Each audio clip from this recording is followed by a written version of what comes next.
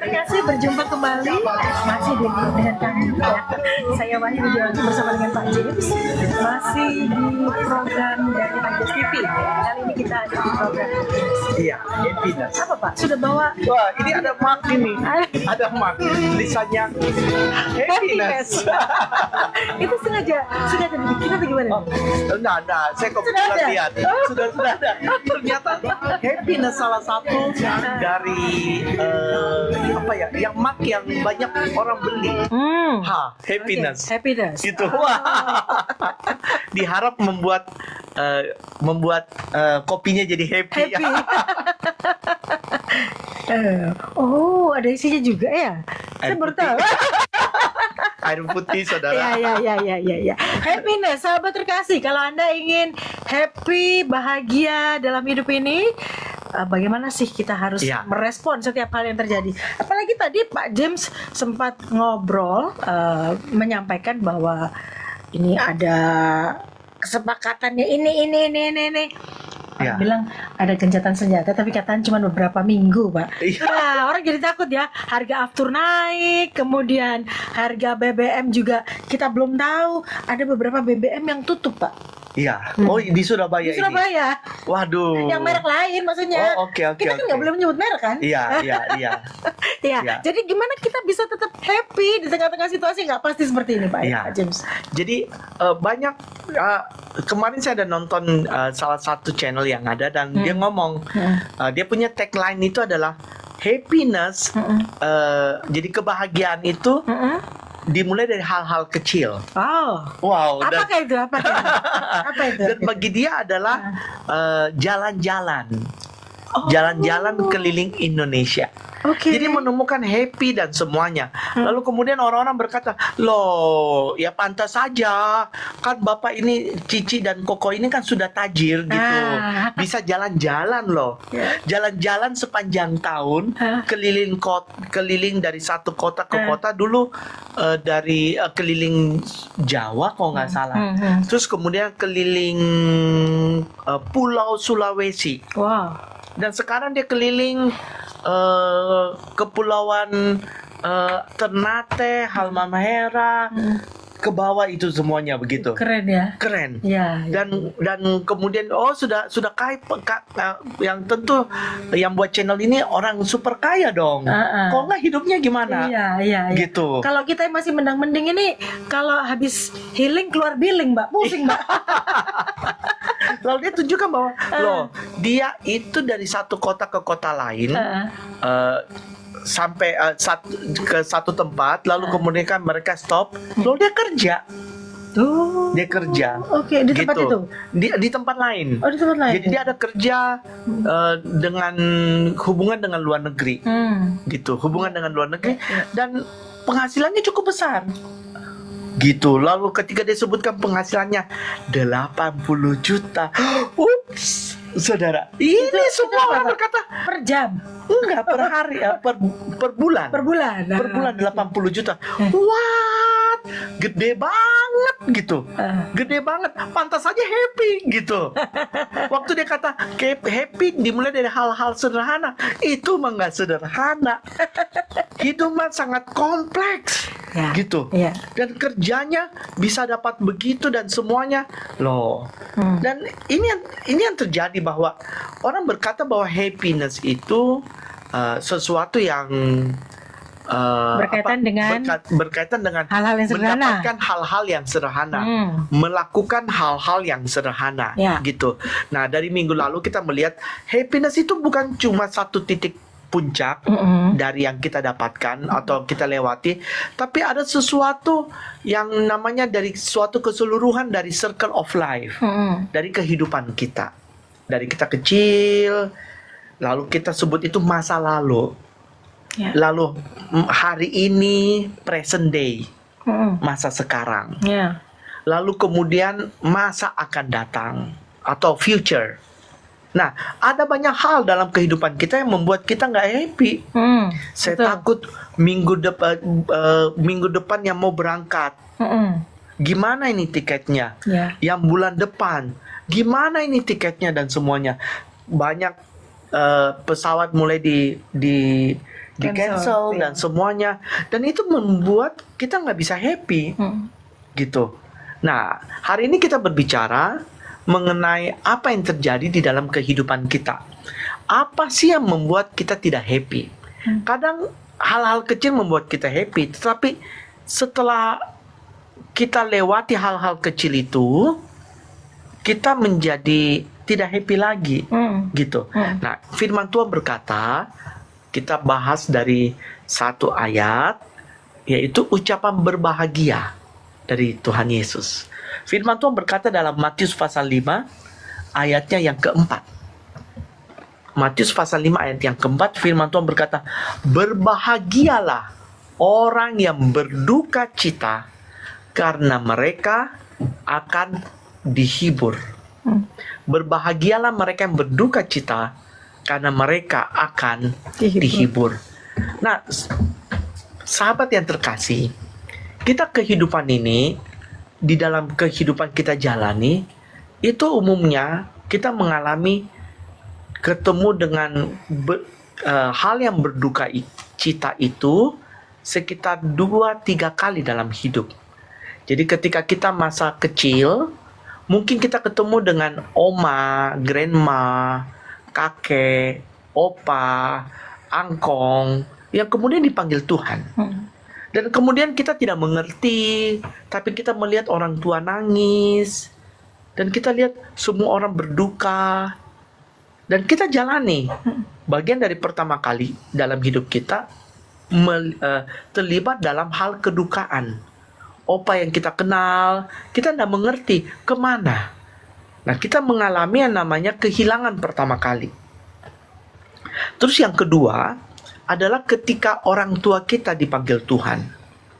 Apakah papa atau mama, atau papa ipar, mama ipar dari pihak suami atau istri kita, ketika dipanggil Tuhan. Nah, tiba-tiba kita mengalami kedukaan yang lebih dalam.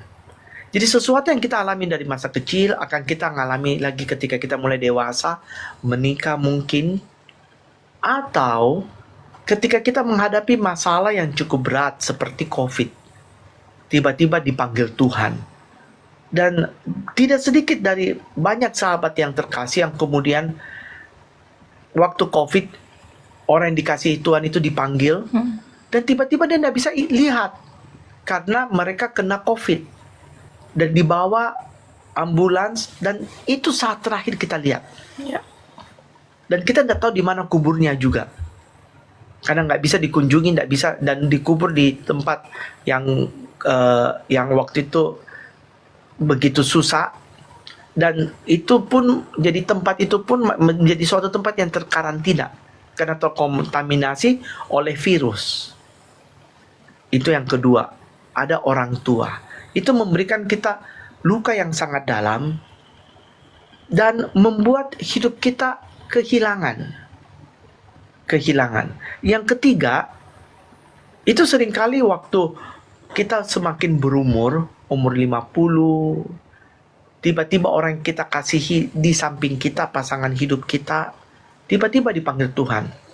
Atau tiba-tiba kita dengar teman-teman kita, waktu kita umur 50, 40, cepat banget ya. Kok sudah lewat ya? Kita ikut dalam Facebook, tiba-tiba ini sudah tidak ada, dan semua teman-teman kasih ucapan selamat, dan kita coba mengingat-ingat yang mana ya. Selesai kita ingat-ingat, kemudian kita lihat diri kita sendiri, ups, kita juga rentan loh.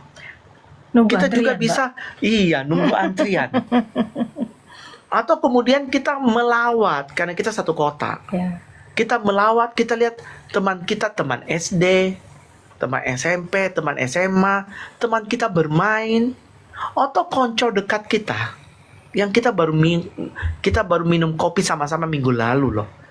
Atau teman kita pelayanan, yang kita baru kenal di Komsel dan semuanya. Dan tiba-tiba kita hadiri pemakamannya, kita tidak begitu kenal, tetapi waktu kita hadir di sana, kita menyadari bahwa kematian tidak jauh, begitu dekat. Nah, 3 hal kematian yang kita ngalami ini, peristiwa ini, dari kita kecil kita dewasa, lalu kemudian kita sendiri ngalami dalam kehidupan, orang yang kita kasihi, pasangan hidup kita dipanggil Tuhan. Dan ini sesuatu bagian dari kefanaan, bagian dari kehidupan. Dan ini sedikit banyak menimbulkan sebuah, orang katakan hole, lubang.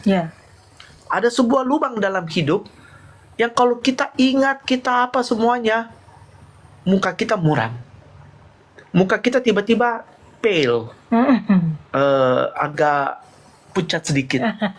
Atau tiba-tiba kita stop,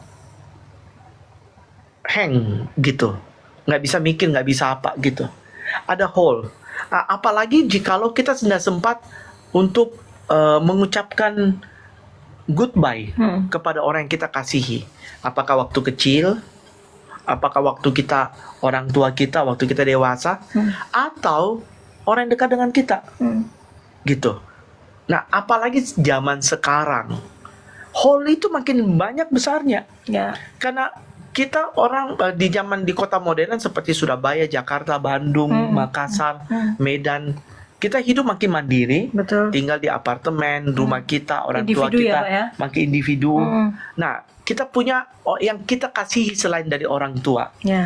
Kita punya namanya anjing, hewan peliharaan, yang setiap 6 tahun, 5 tahun, 10 tahun diganti. Jadi mungkin kita sudah mengalami 3 ekor anjing yang sudah dipanggil, yang sudah meninggal. Dan kita bingung, loh kok gini, sedih. Apalagi kita mungkin ada yang traumatik, peristiwa yang sangat tidak mudah. Ketika anjing itu sakit, kita bawa ke dokter, lalu dokter berkata nggak bisa, mesti disuntik mati. Dan butuh persetujuan kita untuk ini disuntik mati. Seakan-akan kita mau dia mati, padahal kita nggak mau. Lalu anak kita menangis-nangis karena anjing kita gimana. Lalu anak kita nanya, gimana Dedi sudah sembuh? Kita nggak bisa jawab, Dedi suruh suntik mati. Jadi ini makin banyak peristiwa kematian yang kita kasihi, yang bukan 3 major besar, tapi makin banyak, dan hole itu makin besar. Karena kita berhadapan dengan realita hidup. Realita itu yang merenggut kebahagiaan kita. Jadi begitu banyak memori yang kita bangun dengan orang yang kita kasihi, sehingga kadang-kadang itu ada orang tidak mau kembali ke kampung asalnya. Kenapa? Karena itu sedih. Kalau dia kembali ketemu itu, aduh, dulu sama papa, dulu sama angkong, dulu sama kakek, dan sedih lagi. Jadi meskipun mereka berkata hal kecil-kecil membuat kita bahagia, kebahagiaan hanya perlu hal sederhana. Tapi sebegitu kita dapati, sebegitu kita direnggut, karena adanya namanya duka. Jadi hari ini kita berbicara mengenai sebuah realita hidup, mengenai duka dalam hidup. Sesuatu yang duka yang membuat kita sesek. Apalagi di dalam beberapa agama itu, ketika orang yang dikasihi meninggal, harus dikubur hari itu juga. Jadi itu yang membuat dia dapati kabar, baru syok, belum sempat pesan pesawat untuk pergi ngunjungi, karena dia ada di kota lain, sudah dikubur. Gitu. Atau meninggalnya sore, sudah harus cepat-cepat. Loh, dia baru dapat kabar, sudah tidak ada. Rasanya begitu berat. Nah, itu kalau meninggalnya ya normal, tenang-tenang.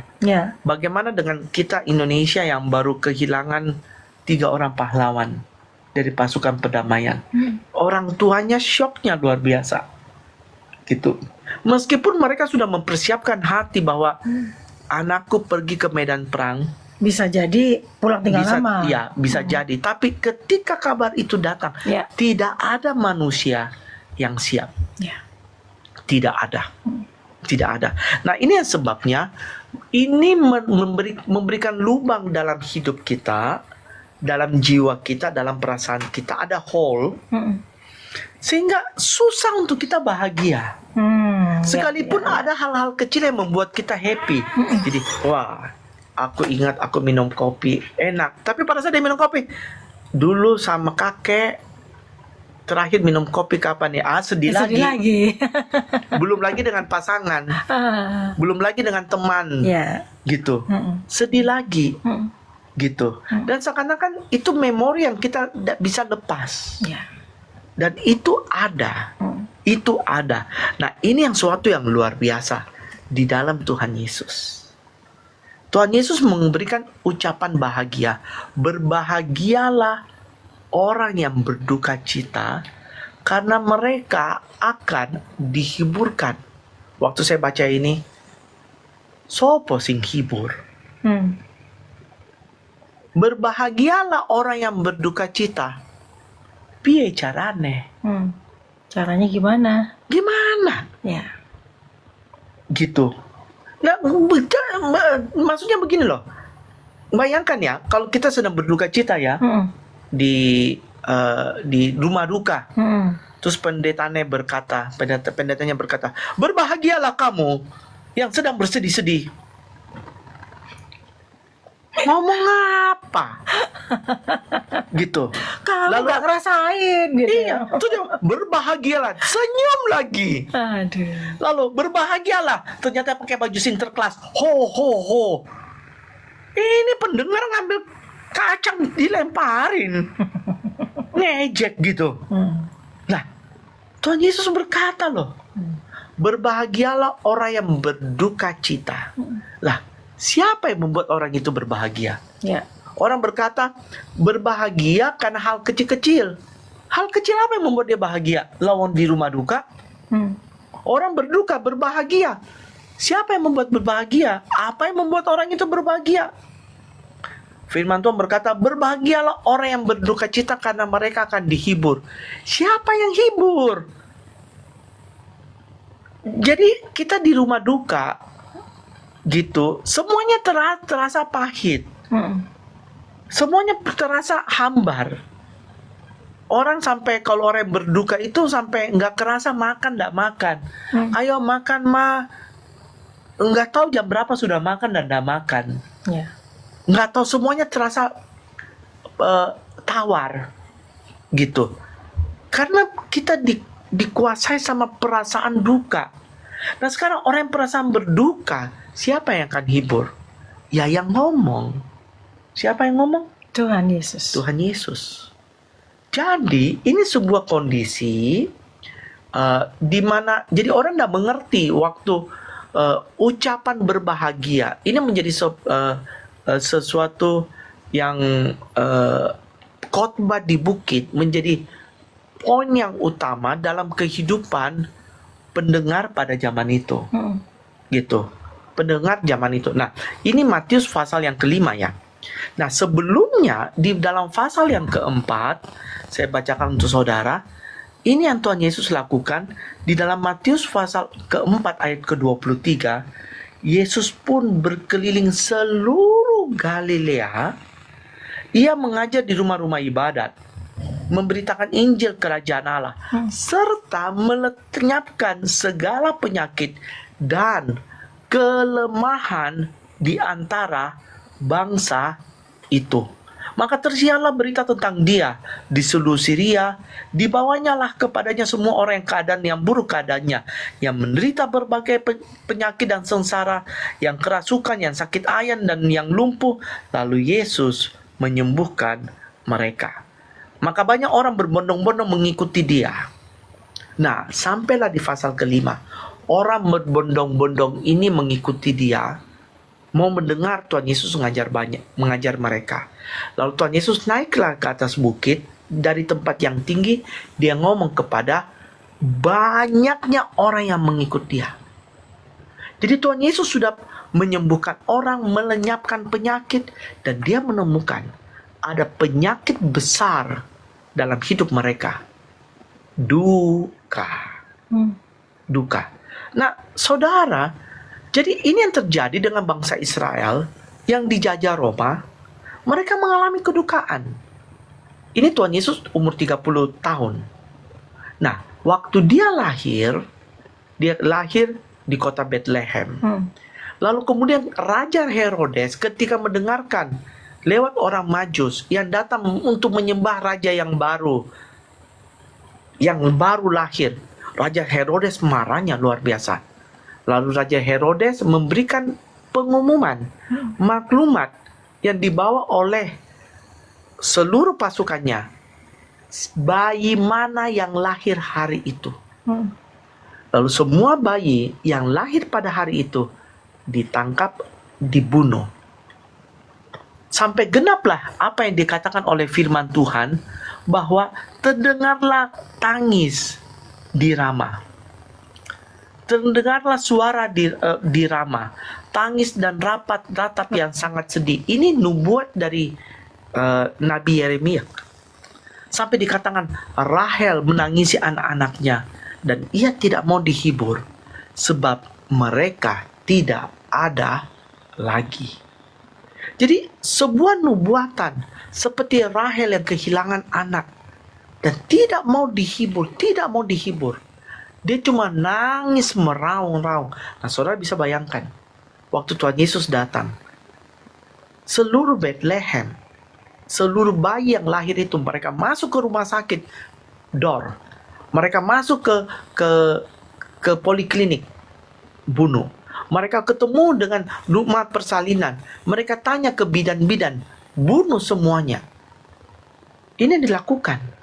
Dan itu 30 tahun yang lalu. Nah, kita Indonesia mengalami kesusahan mengenai karena perang yang ada di Iran ini. Loh, kita tahun 45, 60 tahun, 70 tahun yang lalu gitu.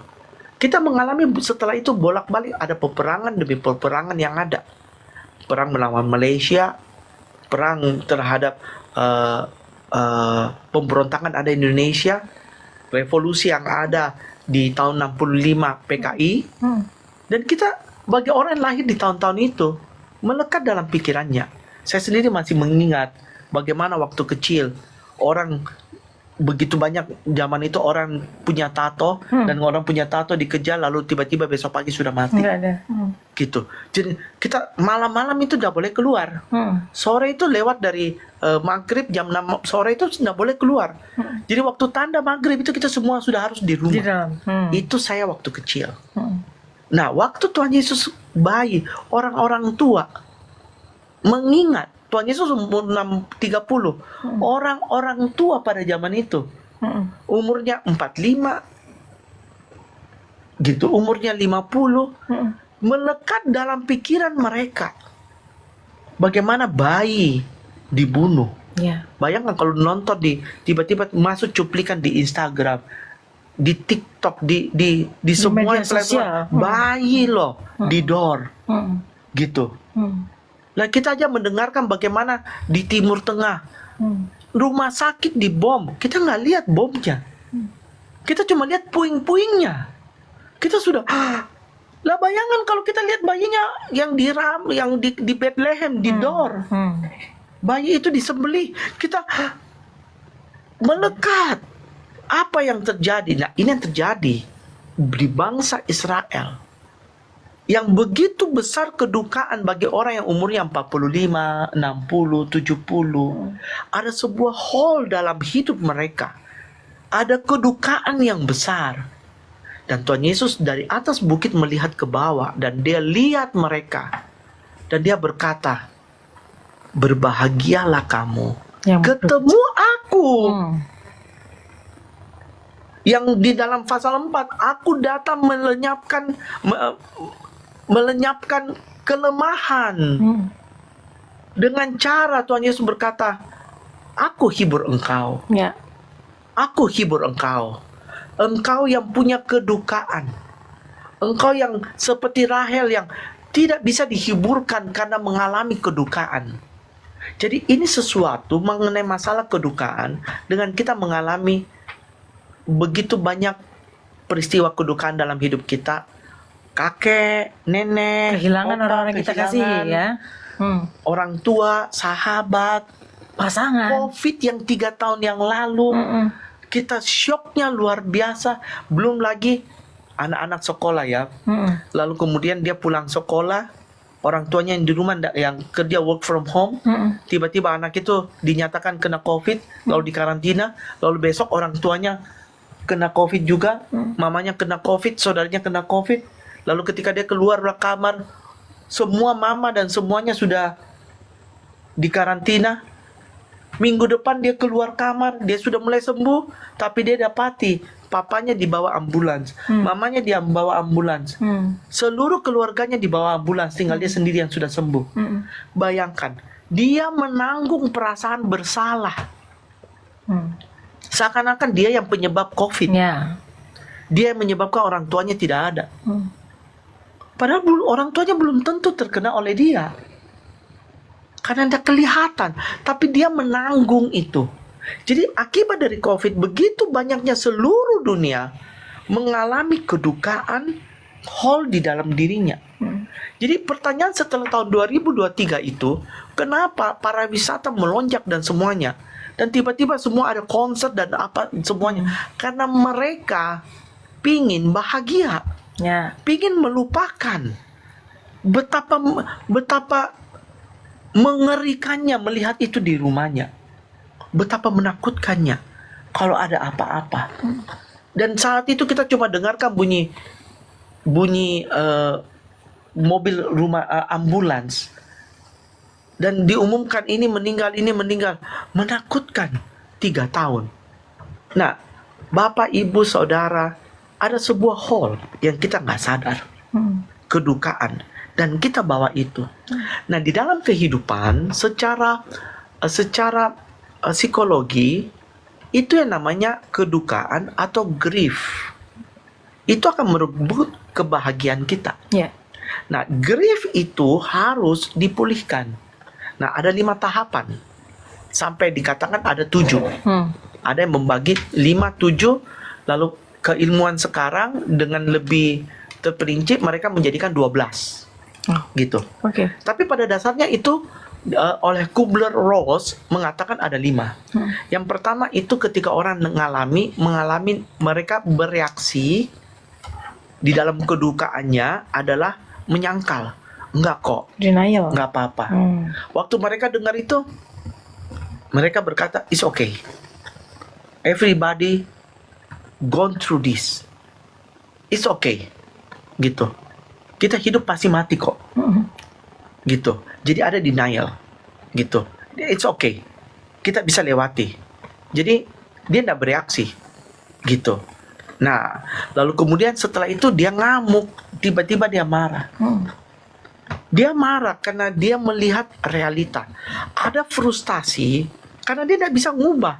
Karena dia melihat yang meninggal di depan istri, anak, orang tua. Dan tiba-tiba ada anger, ada sebuah sesuatu dalam dirinya, kegelisahan, sehingga ketika yang mungkin yang memandikan jenazah tidak inform, ngamuknya luar biasa. Tiba-tiba ada anaknya yang kemudian lari-lari, atau ada tamu bawa anak lari-lari, tiba-tiba ngamuk. Anak siapa itu? Wow, tiba-tiba meledak. Orang kenapa? Loh, karena di dalamnya ada sesuatu dari dia deny, ya, gitu. Dia oke, nggak apa-apa. Tiba-tiba ada marah, karena dia melihat realita. Dia nggak bisa nolak. Dia marah karena dia tidak sempat ngomong. Dia marah karena dia tidak dipamitin. Dia marah karena ini semua harus berakhir. Dia marah karena berhadapan dengan realita kematian itu. Jadi pertama dia deny, menyangkal. Kemudian kedua dia marah tiba-tiba. Kemudian ketiga dia mencoba bargaining. Dia mencoba untuk tawar-menawar. Dia mencoba mengatakan, sudah, kita berikan yang terbaik aja. Ini akan lewat kok. Sudah, everything will be okay. Dia ngomong kepada saudaranya, semua akan baik-baik. Gitu. Jangan takut, jangan khawatir. Gitu. Dia mencoba untuk menawar. Gitu. Dia mencoba mengatakan, oke, apa semuanya. Dia mencoba untuk bergaining, fight kembali gitu. Tapi di sisinya dia ada bingung gitu, karena dia berhadapan dengan orang yang dia kasihi meninggal.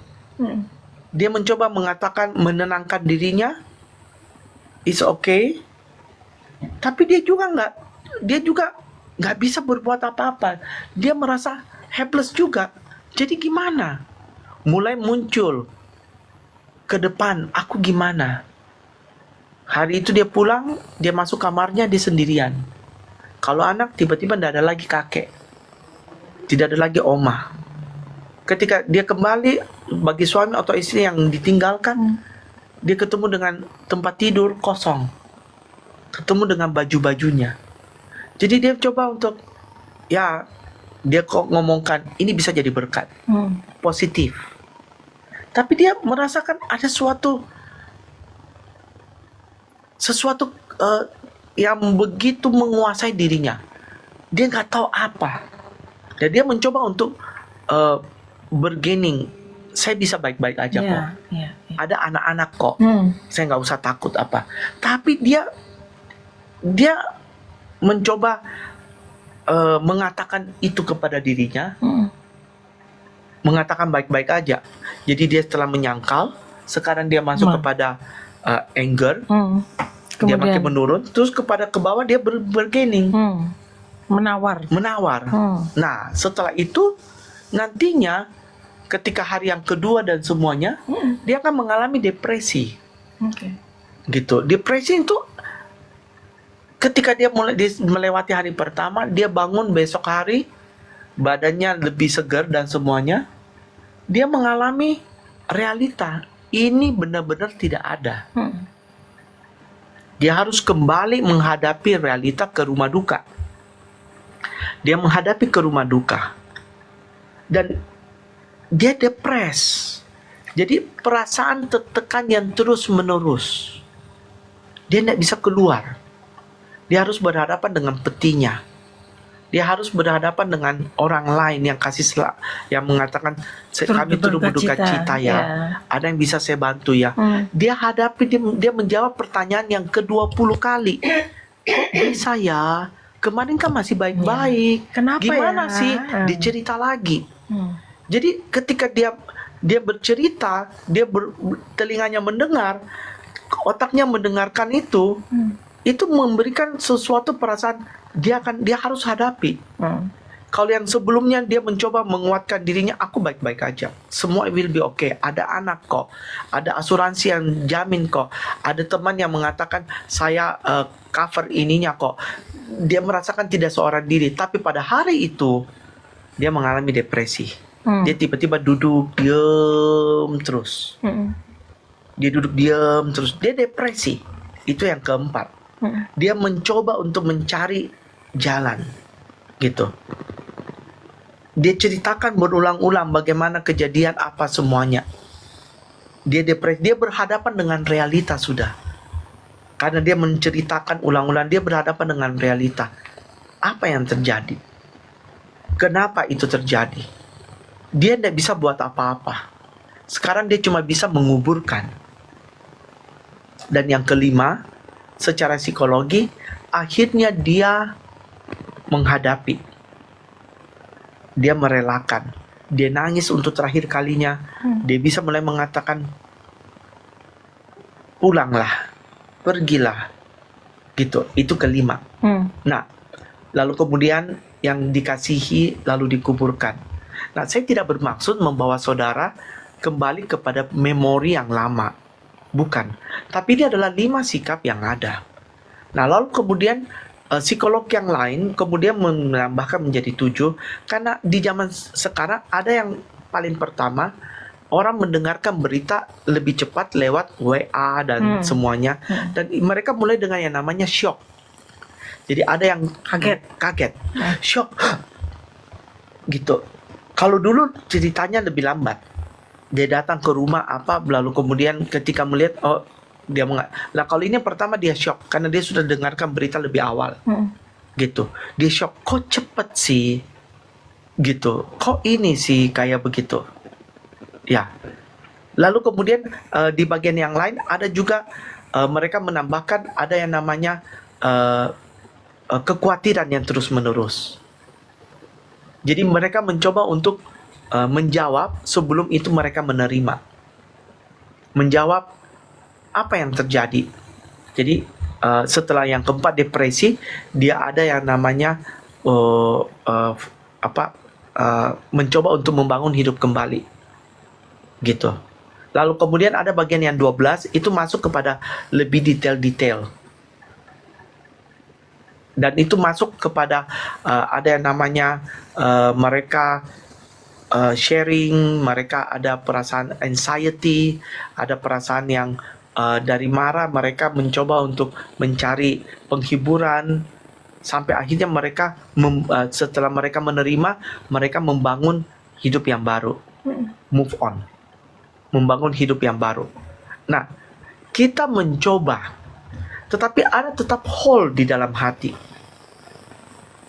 Karena mereka berhadapan dengan yang namanya helpless. Peristiwa itu bukan peristiwa yang biasa. Yang seperti orang melihat ayam dibunuh, ayam mati jadi makanan, ikan mati dan kita makan. Tapi ini berbicara mengenai orang yang berjalan dan membangun memori. Dan ini memberikan kedukaan dan memberikan memori dan memberikan hole. Nah, dari bagian yang teori yang lain itu, yang 12 ada namanya repeated. Jadi setiap orang itu akan berhadapan berulang lagi kedukaan itu. Jadi setelah acceptance, mereka akan menghadapi diingatkan kembali. Diingatkan kembali, kamu gini. Lalu dia harus melawan ulang. Melawan ulang. Itu terus menerus. Bahkan sampai orang tua kadang mengingat kembali. Sampai orang di dalam, sebab ini kematian itu menjadi sesuatu yang sangat besar bagi seorang manusia. Yeah. Gitu. Kehilangan dan tidak ketemu lagi. Tidak ketemu lagi. Nah, apa yang Tuhan Yesus lakukan dalam hidup kita? Tuhan Yesus berkata, berbahagialah kamu yang berduka. Jadi yang Tuhan Yesus adalah, dia memberikan hope, harapan, dengan cara dia hadir. Jadi Tuhan Yesus ketika ngomong, dia ngomong kepada orang banyak, di mana dia ada di atas bukit. Dia di atas bukit. Dan firman Tuhan berkata, karena engkau akan dihiburkan. Siapa yang hiburkan? Allah hiburkan. Dia hiburkan. Dia ada bersama-sama mereka. Dia lenyapkan kelemahan. Dia berikan damai yang baru. Dia berikan sukacita. Ada Allah Roh Kudus dalam kehidupan kita. Jadi waktu kita menghadapi grief, kedukaan, apa yang harus kita lakukan? Datang kepada Tuhan Yesus. Kita nggak mampu. Kita nggak kuat. Yeah.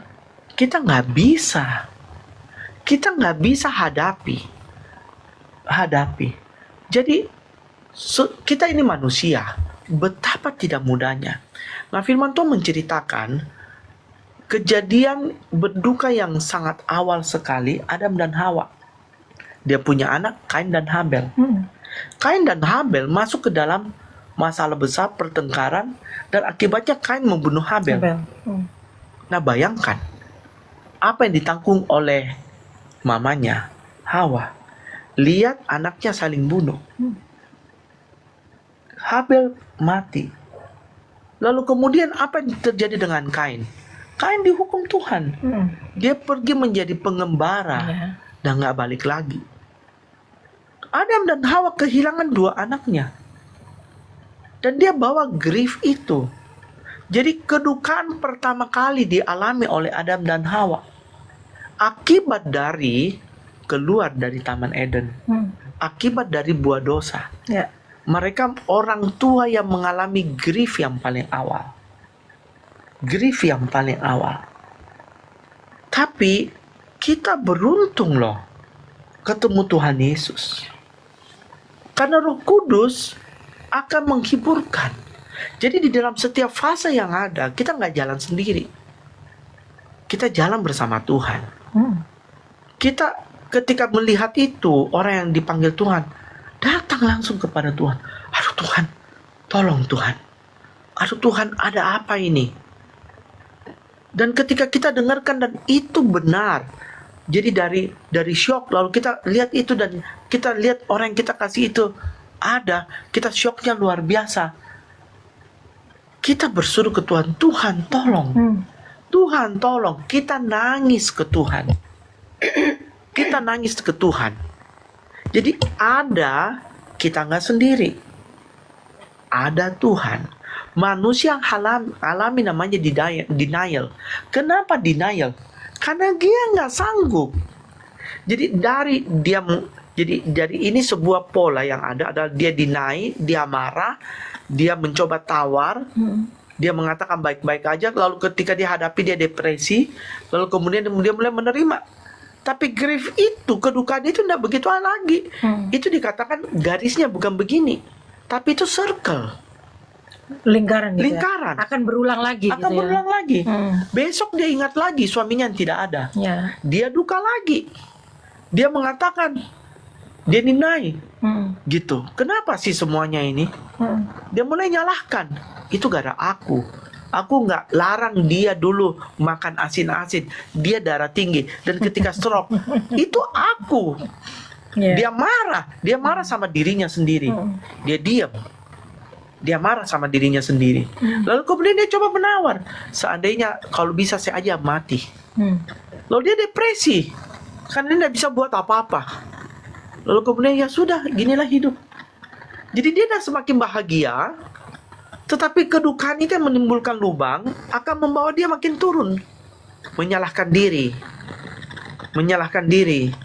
Seandainya dia ngomong sama anaknya, seandainya papamu nggak mati ya, kita udah kelilit utang.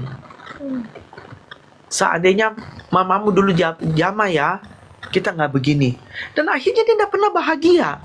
Orang tua yang sudah pasangannya dipanggil, kita anak yang kita lihat, kita mau senangkan mama, kita bawa ke dia keluar makan. Tapi setiap kali dibawa keluar makan, dia bengong. Dulu papa ada ya. Papa dulu kita kasih selalu pahanya. Kita makan. Kamu ingat kamu makan cekernya tok? Kamu ingat kamu makan patoknya tok? Loh, enggak ada loh patok jual kepalanya gitu. Tapi kamu ingat kamu makan sayapnya tok? Papa makan ini. Sekarang papa. Lalu kita anak, ya ampun ma, sudah lama. Itu sudah 20 tahun lalu ma. Tapi dia enggak, karena dia membawa hole di dalam hidupnya. Membawa lubang. Tidak ada yang bisa membahagiakan. Lalu dokter buat apa? Kasihlah dia obat untuk dia tidur. Karena dia kebayang-bayang di rumahnya dan semuanya, di tempat tidurnya dan semuanya. Dan akibatnya orang menghadapi itu, orang katakan bisa namanya, kalau orang perang namanya post traumatic syndrome. Gitu. Jadi PTSD gitu. Jadi menjadi sesuatu trauma apa semuanya, akhirnya minum obat. Loh, Tuhan Yesus berkata, "Hei, datang kepadaku, engkau yang letih, lesu, dan berbeban berat." Jadi kita ini banyak nggak bahagia, bukan hanya hal kecil. Jauh sebelum hal kecil, Tuhan Yesus berkata bersyukur. Tetapi kita nggak sampai ke sana karena ada yang ngambil. Pencuri datang untuk mencuri, membunuh, dan membinasakan. Dan kita binasa karena ada grief yang nangkap mama kita, nangkap papa kita, nangkap engkong kita, nangkap orang-orang yang ditinggalkan bersama dengan kita. Dan itu membawa duka juga bagi kita. Loh, kita bawa kepada Tuhan. Bawa kepada Tuhan. Jadi kita belajar doakan orang tua supaya bisa lewati. Doakan mama papa supaya bisa lewati. Bukan cuma ajak makan, ajak ketemu Tuhan Yesus.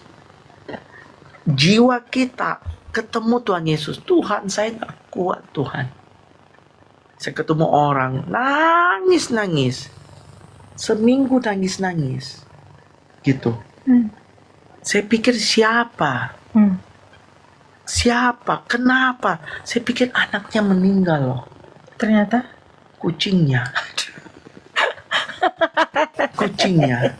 Pak Pendeta doakan. Saya pikir anaknya. Saking loh, kan sekarang kucing itu namanya anabul, Pak. Iya. Anak bulu. Jadi anak berbulu. Ya itu ada grief. Ya, karena kehilangan ya. Kehilangan. Jadi kita bawa kepada Tuhan. Tuhan tolong kita lewati masa-masa dari secara psikologi itu ada di mana kita deny, kita marah, kita coba nawar, kita mencoba meyakinkan diri kita mencoba menjawab masa depan yang ada, kita mencoba keluar dari depresi, kita mencoba menerima keadaan yang ada ketika orang yang kita kasih meninggalkan kita. Apakah meninggalkan kita bersama dengan begitu banyaknya permasalahan yang ada hutang, ada tunggaan, ada yang kita tidak tahu, ataupun kita mendapatkan warisan. Kita mendapatkan warisan pun kita malah bingung. Kenapa? Karena masalah pajaknya, balik namanya, ngurus ini dan kita bingung ini gimana tiba-tiba ada tagihan yang begitu besar. Nah, kita berdoa di setiap langkah hidup kita. Di setiap, karena itu Tuhan Yesus yang ngomong berbahagia. Jadi jangan kita cari kekuatan kita. Kita nggak bisa karena kita sedang, orang katakan, depresi. Kita nggak akan mampu. Manusia mencoba menenangkan. Mereka berkata berjalan dengan waktu itu akan hilang. Itu akan hilang. Iya. Karena kita ada kesibukan mengalihkan fokus. Tapi kita hidup bukan cuma zaman sekarang. Lalu yang terjadi dengan masa lalu kita deny. Enggak apa-apa kok. Saya tidak mau dengar begitu membuat saya sedih. Saya tidak mau diingat-ingatkan kembali. Akhirnya saya tidak mau kumpul dengan mama, papa dan semuanya. Karena diingat-ingatkan terus. Orang berkata cimbeng, aduh, serem, nggak mau. Loh, kita punya Tuhan. Kita ketemu Tuhan. Ada kekuatan di setiap bagian kehidupan kita. Ada tanggung jawab kepada orang yang masih hidup. Tanggung jawab kita kepada keluarga, kepada saudara, kepada anak, istri, mama. Ada tanggung jawab. Dan untuk bisa meraih tanggung jawab itu, kita harus lewati masa lalu. Kita harus melewati kita harus melewati memori yang tidak menyenangkan. Kita butuh Tuhan. Tuhan, saya bakal tidak enak lagi nih. Aduh, gimana caranya? Aduh Tuhan, beri kekuatan lewati dalam nama Tuhan Yesus. Jangan sampai sukacita ini hilang, damai ini hilang. Beri hikmat untuk lewati ketemu orang dari masa lalu yang kita diingatkan masa lalu, yang kemudian kita berjalan bersama-sama dengan mereka di masa akan datang. Banyak orang nggak bisa menjadi berkat, nggak bisa share kebahagiaan, gitu, nggak bisa. Dia menjadi bahagia eksklusif dia tok. Seakan-akan hidupnya itu penuh dengan feeling. Hidupnya penuh dengan mukanya di stretching supaya senyum. Kenapa? Karena nggak bisa senyum, karena ada banyak duka. Dan dia tinggalkan semuanya. Dia hidup dengan planet bahagianya sendiri. Tapi dia tidak sadar suatu saat itu akan datang menghampiri hidupnya, karena suaminya, istrinya, anaknya bisa dipanggil Tuhan. Dan kalau itu ada, yang ada adalah botox tinggal botox. Hidupmu tetap ada duka. Dan tiba-tiba hidupmu jelek. Jalan tiba-tiba jatuh jelek. Kenapa? Karena kau membangun kebahagiaan eksklusif dan tiba-tiba sekarang maut menghampiri orang yang kau kasih, tiba-tiba jatuh. Dan tidak ada yang bisa nggak ada yang bisa menolong, nggak ada yang bisa menghibur kamu. Kenapa? Karena waktu dulu kamu hidup dengan eksklusif, kebahagiaan eksklusif. Kamu tidak mau berjalan sama-sama mereka. Dan ketika engkau hadapi hidupmu realita, duka, kamu jeklek. Klek, mati lampu aja. Dan kamu di dalam kegelapan duniamu sendiri. Kita nggak bisa. Kita butuh keluar dari sana. Dan untuk keluar dari sana, susahnya luar biasa. Kita butuh Tuhan Yesus. Jadi apa yang membuat kita nggak bahagia, saudara-saudara? Karena ini bagian dari realita hidup. Kita menghadapi kedukaan. Bawa kedukaanmu sama Tuhan. Tuhan, saya rindu papa, saya rindu mama, dan mereka sudah tidak ada. Tuhan, saya merasa bersalah sama papa mama, karena saya duluan kena COVID. Tuhan, saya merasa bersalah karena saya tidak bisa jaga mereka baik-baik. Saya tidak bisa jaga suami, saya tidak bisa jaga anak. Saya ketika wisata lalu kemudian anak kecelakaan lalu mati, saya merasa betapa itu suatu kedukaan. Orang nggak bisa mengerti. Orang nggak bisa mengerti. Tapi Yesus mengerti. Yesus mengerti dengan cara Dia yang memberikan kebahagiaan itu. Kita datang. Nah, ada suatu ibu yang sangat berduka, namanya Maria. Maria yang ketika melihat anaknya yang dikandung dari Roh Kudus, dia jaga itu dalam hatinya. Tidak ada orang yang tahu. Dia simpan selama 30 tahun. Sampai Tuhan Yesus umur 30 tahun menyatakan diri bahwa dia adalah Mesias. Baru dia bisa ngomongkan, itu anakku. Tetapi ketika Tuhan Yesus mati, dia melihat dia di bawah salib Yesus. Dia melihat ke atas. Ini anakku yang dikatakan, dia yang akan menebus dosa dunia. Dan dia nangis. Anak yang aku lahirkan, anak yang aku malaikat ngomong, dia akan menebus. Dan sekarang ini harinya. Kedukaan yang sangat besar. Dia ibu yang membayar harga. Yang dia katakan, jadilah kepadamu menurut kehendakmu. Dia bayar bukan pada saat cuma melahirkan, mengandung. Dia bayar sampai Tuhan Yesus mati di atas kayu salib. Dia lihat Tuhan Yesus itu. Dia nangis. Dia turunkan mayatnya Tuhan Yesus. Dia kafanin. Bawa masuk ke dalam kubur. Hari yang ketiga, dilihat kuburnya kosong. Dilihat Yesus bangkit. Itu merupakan penghiburan. Kebangkitan Yesus, penghiburan. Maut tidak akan bisa merenggut orang yang kamu saya kasihi. Kebangkitan Tuhan Yesus membuat firman Tuhan berkata, kita akan ketemu suatu hari. Apakah mereka percaya atau tidak percaya kepada Tuhan Yesus? Kita percaya ada Tuhan itu baik.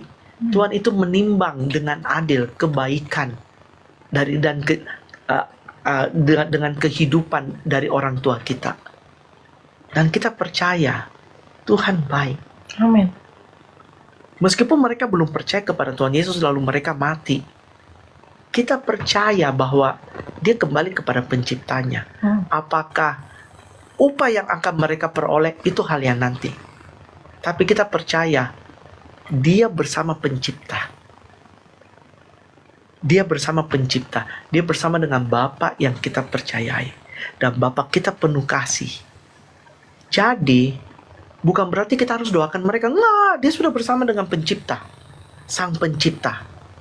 Yang kita percaya adalah kita akan bertemu bersama-sama di hadapan pencipta itu. Dan itulah harapan itu. Itulah harapan itu. Yeah. Itulah harapan itu. Jadi, hey, punya harapan kita bersama Bapa di sorga. Amin. Amin. Kita bersama dengan Bapa di sorga. Jadi ada harapan. Jadi sekarang belajar untuk melewati apa yang kita nggak lewati bertahun-tahun ini. kedukaan. Supaya kebahagiaan yang Tuhan berikan kepada kita itu jangan direnggut oleh iblis. Jangan dihabisin oleh karena iblis berkata, ingat tuh, lihat tuh bajunya, lihat tuh rumah, papa sering duduk di situ tuh. Lalu tiba-tiba iblis menyerupai dan membodoh-bodohi. Lalu mengganggu hidup kita. Jangan. Dia sudah bersama dengan Bapa di sorga. Kalau dia belum percaya kepada Tuhan Yesus, dia sudah kembali ke penciptanya. Dan penciptanya adalah Bapa kita. Jadi percaya, dia di tangan Allah yang adil. Bapa kita pelihara hidup kita. Bapa kita tidak sempurna, tapi Papa kita sayang kita, Mama kita sayang kita, engkau kita sayang kita. Dia percaya nggak percaya, kita nggak tahu. Tapi yang kita tahu, dia kembali ke pencipta. Nah, belajar punya harapan. Kita akan ketemu dengan pencipta, kita akan ketemu dengan mereka. Sekali lagi, gitu. Pada saat penghakiman terakhir tentunya. Jadi sesuatu yang berharap, punya harapan di dalam Tuhan Yesus. Berdoa, selesaikan grief itu. Bawa kedukaan itu kepada Tuhan. Tuhan, saya mengucap syukur untuk Papa dan Mama yang sudah tidak ada, yang sudah pelihara saya. Kita belajar bereskan. Bapa, orang tuaku, saudaraku tidak sempurna. Mereka melakukan apa yang tidak baik di masa lalu. Aku bereskan. Aku ampuni semua kesalahan masa lalu. Aku buang kedukaan itu. Aku lepaskan semua itu. Aku damai. Aku percaya Tuhan pelihara aku.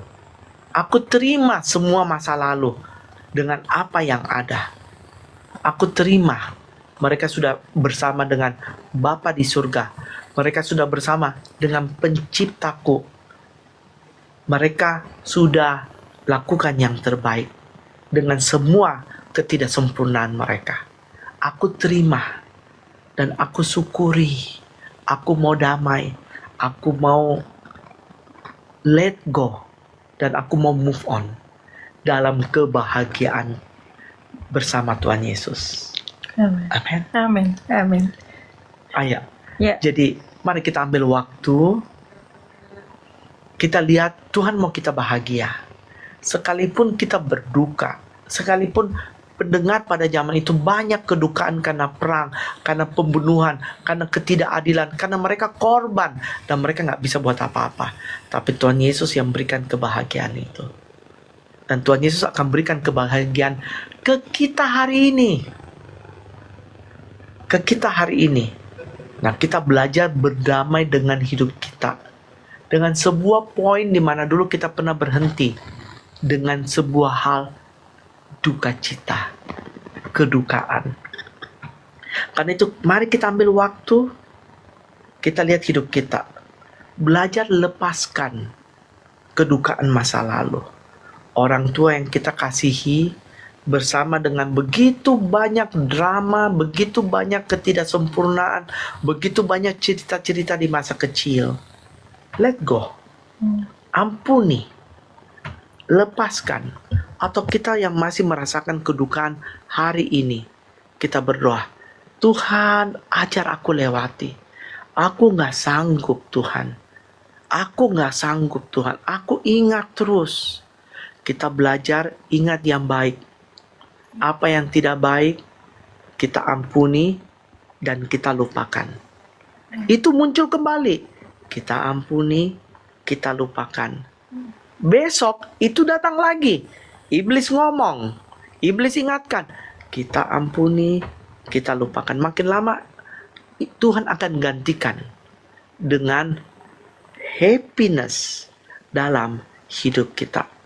Ayo, amin. Mari kita tundukkan kepala. Kita masuk di dalam doa. Bapa di surga, kami datang dalam hadirat-Mu. Kami mengalami COVID 3 tahun, banyak sekali kedukaan. banyak sekali ketakutan. Dan sekarang kami mengalami perang, Tuhan. Kami terimbas. Dan kami seakan-akan diliputi dengan ketakutan lagi. Kemana kami harus melangkah? Tuhan, Engkau berkata, berbahagialah. Ajar kami, Tuhan, menjadi orang berbahagia. Kedukaan yang masa lalu, kami kehilangan orang yang kami kasihi. Orang tua, kakek, saudara, teman, sahabat, atau bahkan hewan peliharaan kami. Tuhan, itu memberikan lubang dalam hati kami, memberikan bekas. Tapi kami tidak mau berhenti di sana. Kami mau masuk dalam hidup yang Kau berikan, hidup yang bahagia, hidup yang berkemenangan. Kami nggak mau ada iblis, ada pencuri yang mencuri, yang kemudian membunuh kami, membinasakan hidup kami.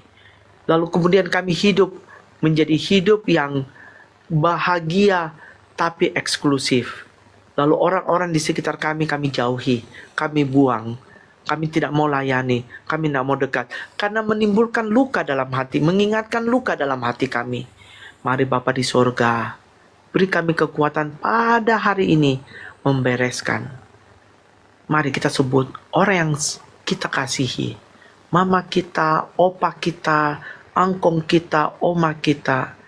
Kita katakan, terima kasih Tuhan untuk oma, angkong, opa, untuk papa, mama yang sudah Engkau berikan, yang sekarang sudah kembali kepadamu. Terima kasih Tuhan. Kadang kami rindu, kadang kami teringat kembali, dan kami sedih Tuhan, karena itu sudah tidak ada. Mari Bapa di surga, Engkau jamah setiap kami. Hamba berdoa Engkau luka-luka dalam hatinya, Engkau balut Tuhan. Kerinduan hatinya, rasa kesepian, rasa kehilangan, mari Bapa di sorga, Engkau jamah Allah Roh Kudus. Jamah Allah Roh Kudus. Ajar kami untuk mengembalikan kepada Tuhan, mengingat dengan kebenaran Tuhan.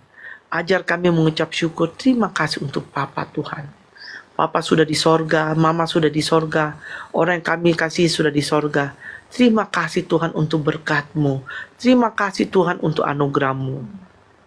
Dan mari kita masuk kepada fase minta Tuhan kuatkan. Tuhan Yesus, Engkau kuatkan setiap anak-anak-Mu. Dalam nama Tuhan Yesus. Ketika kami sendirian melewati, tidak ada papa yang pegang tangan kami, tidak ada mama yang nolong kami, tidak ada orang yang kami bisa minta nasihat. Tuhan, tolong setiap anak-anak-Mu. Kuatkan Tuhan dalam nama Tuhan Yesus.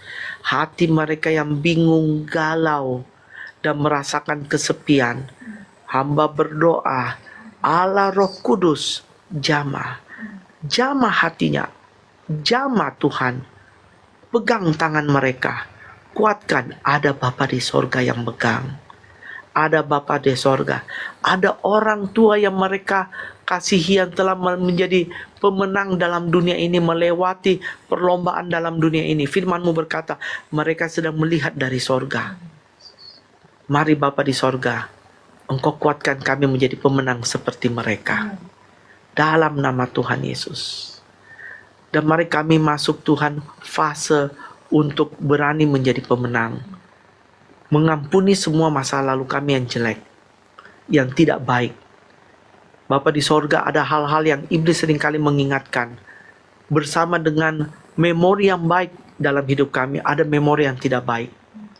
Dan ketika singgah dan iblis menuduh bagaimana yang dilakukan oleh orang tua, oleh sahabat, mereka melakukan bully, mereka melakukan yang tidak baik, kata-kata yang tidak positif. Mereka bukan orang yang sempurna, teman kami, orang tua kami, pasangan kami. Dan memberikan bekas juga yang mendalam, duka yang lebih dalam lagi. Saat ini kami melangkah dengan iman. Kami ampuni mereka semua. Kami ampuni memori-memori yang tidak baik. Kami biarkan itu berlalu. Yang lalu sudah berlalu di dalam nama Tuhan Yesus. Dalam nama Tuhan Yesus.